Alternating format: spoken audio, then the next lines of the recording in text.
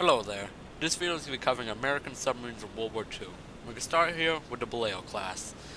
Commissioned in 1943, served to the end of the war, and with good reason. We're going to cover its armament first.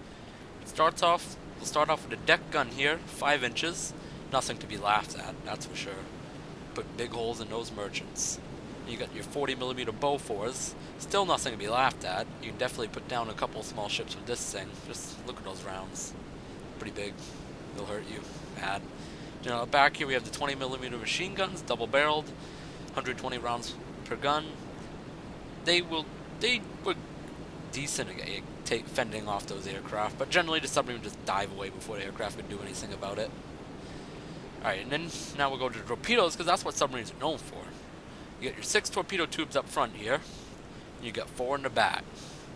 But those tubes ain't much useful if they don't have torpedoes in them, so let's cover those torpedoes. Alright, here we have the Mark 14 torpedo. It had a lot of problems until 1943, mainly with dudding. A dud is when the torpedo impacts a ship but does not detonate for some reason.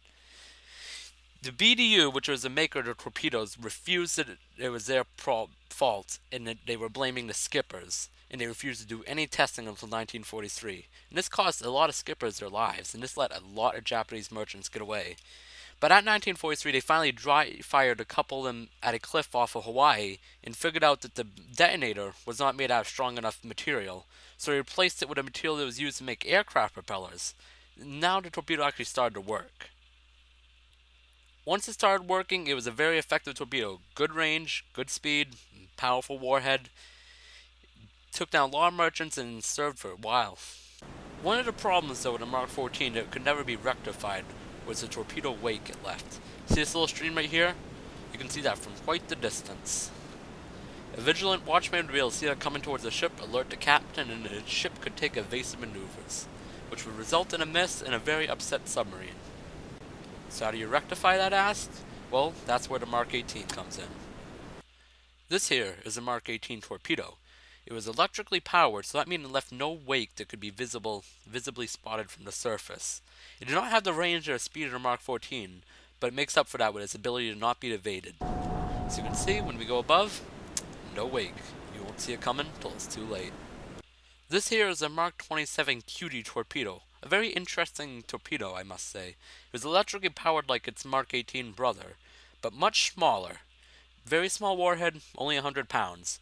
But what this thing can do is hunt on sounds and find any ships in the area and hit them right in their propellers, which will thus stop the ship.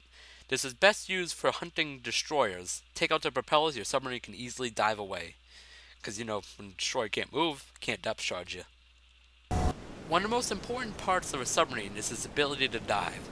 The deeper you are, the harder it is for you to be detected. Let's see how deep this thing can go. Right now we're about 421 feet down. This thing can go about 200 feet deeper. But I want you to actually be able to see the submarine. This thing, when it decided it did not want to be detected, it would not be detected. Some people wonder how a submarine can dive.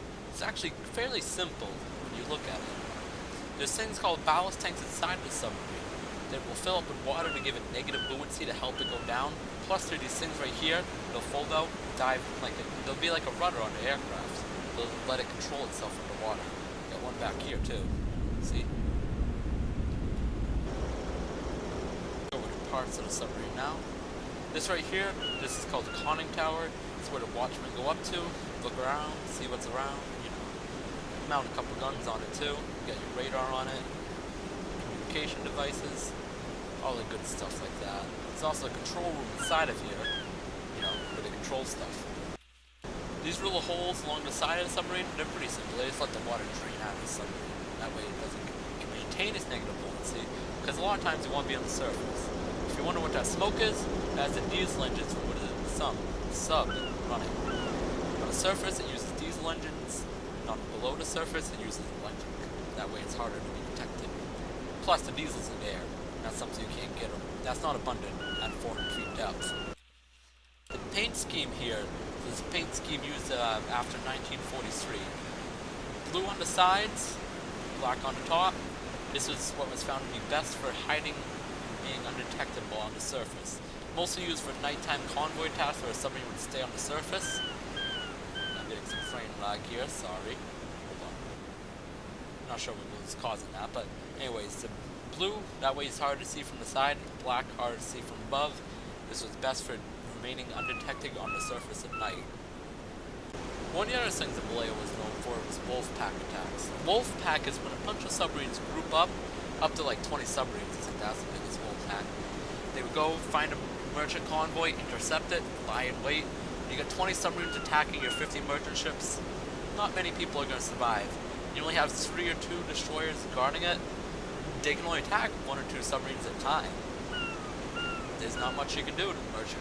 The convoy will not survive. Pretty simple. Very effective tactic. Used a lot later in the war. Although I can't show you how the wolf pack works, I can show you how this would engage a ship. Alright, so here we are. In this case, we're in the USS Portpeace class.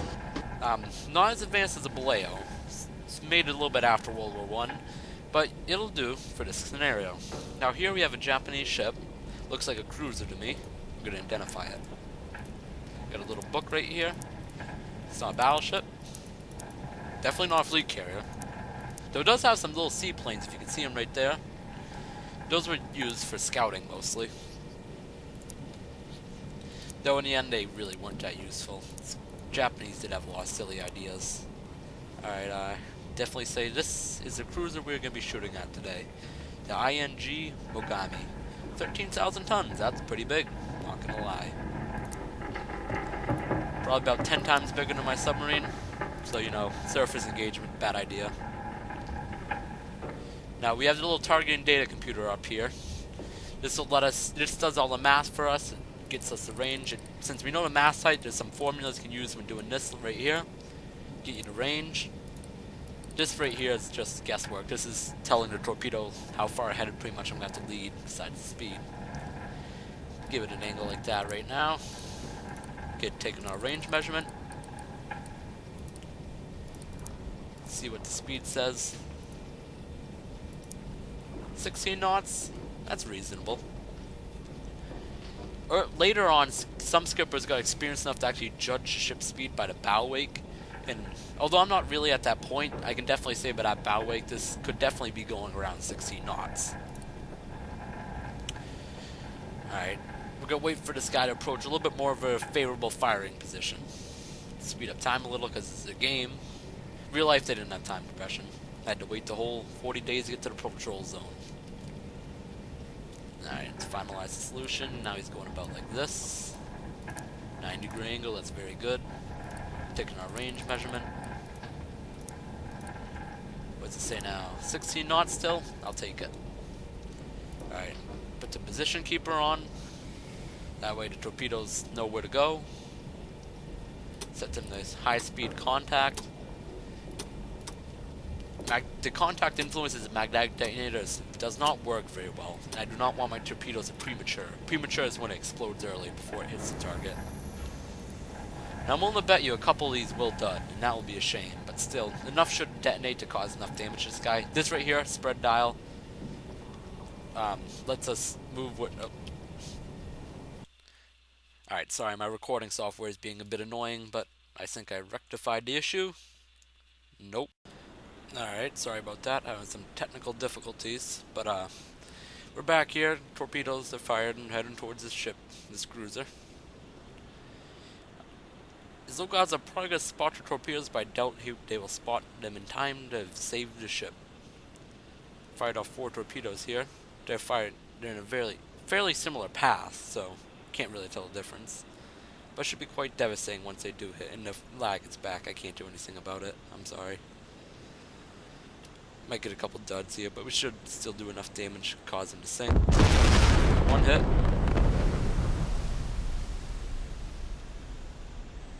2 hits. 3 hits. 4 hits. Yeah, he's probably some ammunition right there. He's definitely going down after that.